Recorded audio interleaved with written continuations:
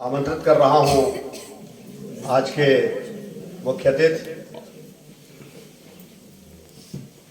आदरणीय शिव प्रकाश खंडेलवाल जी को अपने शुभाशीष से और मैडम को इस किताब के प्रति शुभकामना देते हुए अपनी बात रखें।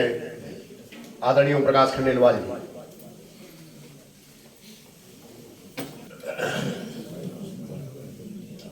सभागार में उपस्थित विद्वज्जन एवं सुधी श्रोतागण, आप सबका स्वागत करते हुए मैं आज इस पुस्तक के लोकार्पण के अवसर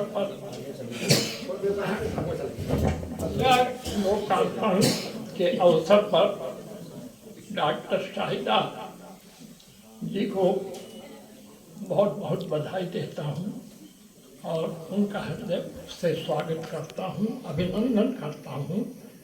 और सबसे बड़ी बात जो देखने की है वो ये है, जिस पर लोगों ने ध्यान कम दिया, कि इतने कम अंतराल में नई नई कृतियों का सृजन करना, 70 की उम्र में 25 का काम करना, 70 की उम्र में 25 का काम करना, 25-30 साल की उम्र में व्यक्ति रचना धर्मी अच्छा होता, लेकिन इस उम्र में अच्छी रचनाओं का सृजन करना बहुत ही क्रेडिटेबल बात है। सबसे बड़ी बात यही है, और उस पर भी हर वर्ष लिखना। तो वास्तविकता यह है कि कला व्यक्ति को बूढ़ा नहीं होने देती, कला व्यक्ति को बूढ़ा नहीं होने देती। चाहे साहित्य हो, चाहे संगीत हो, चाहे नृत्य हो, किसी भी प्रकार की कला व्यक्ति को बूढ़ा नहीं होने देती, इसीलिए वो निरंतर सृजन कर पाता। मैं उनको पुनः इस पुस्तक के लोकार्पण के लिए बहुत बहुत बधाई, बहुत शुभकामनाएं देता हूँ। और यदि आप लोग कहें तो कुछ मैं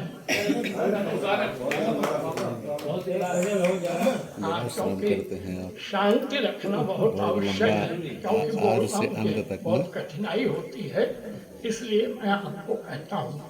देखिए, मैं भारत भूषण जी की 2 पंक्तियां आपके सामने प्रस्तुत करना चाहता हूँ। भारत भूषण अग्रवाल, उनका एक गीत है, उसकी 2 पंक्तियां आपने सुनी होंगी। वो है,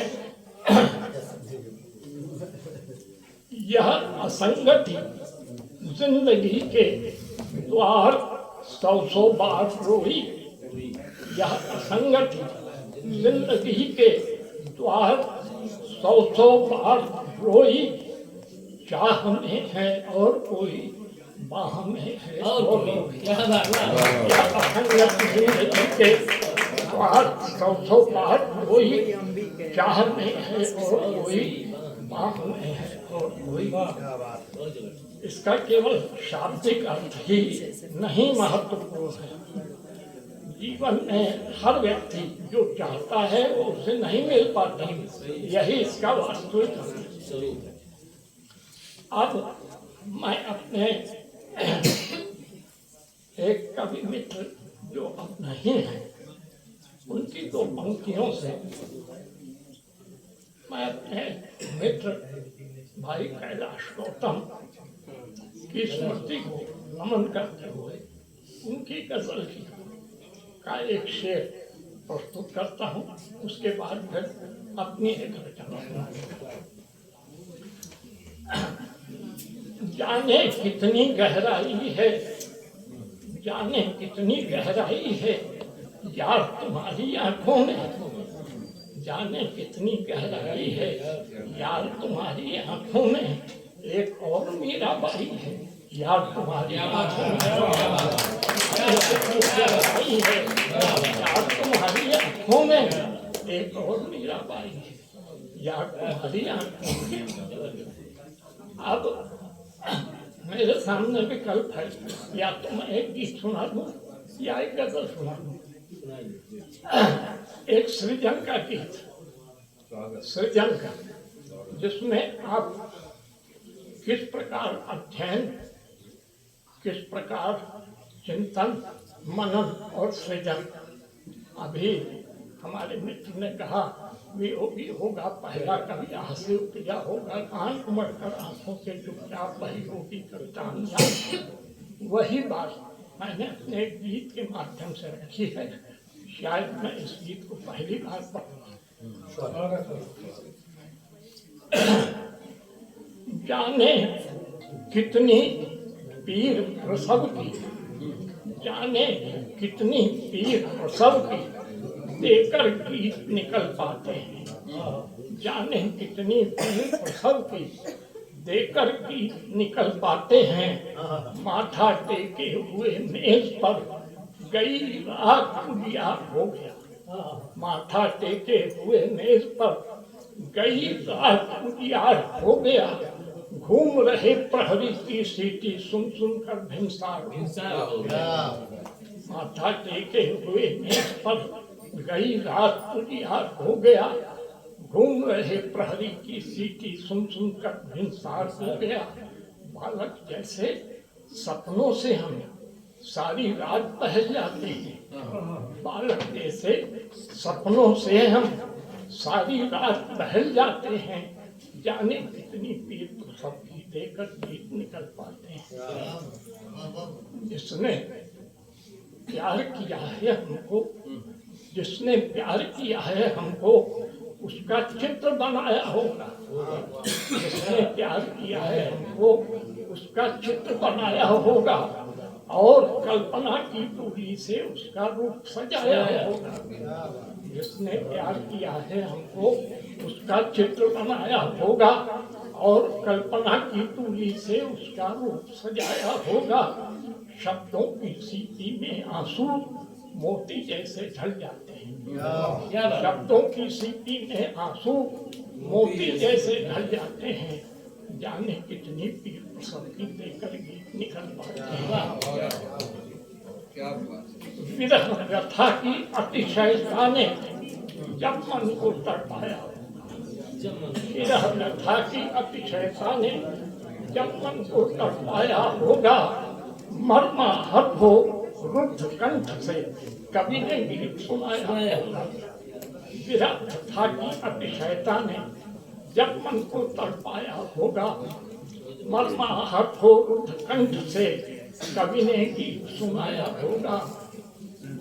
सारा स्नेह लुटा देने पर अंकुर इतने पल पाते हैं। सारा स्नेह लुटा देने पर अंकुर इतने पल पाते हैं।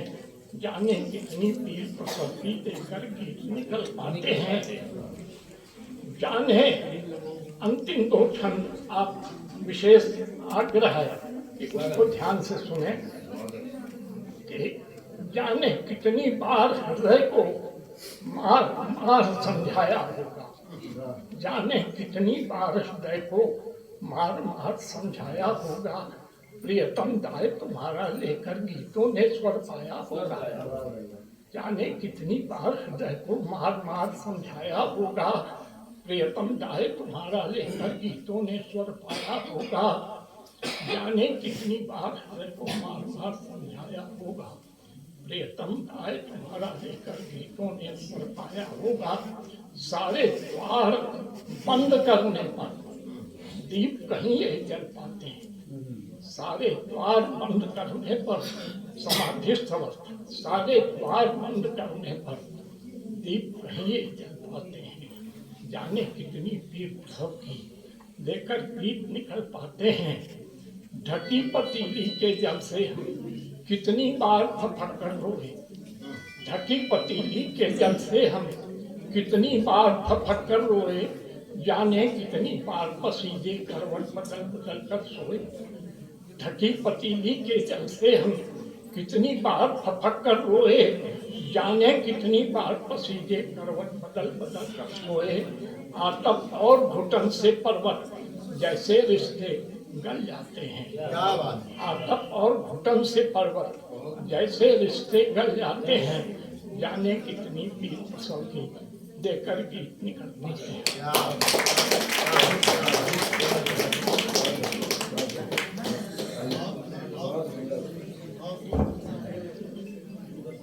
अब मैं उस रचनाकार को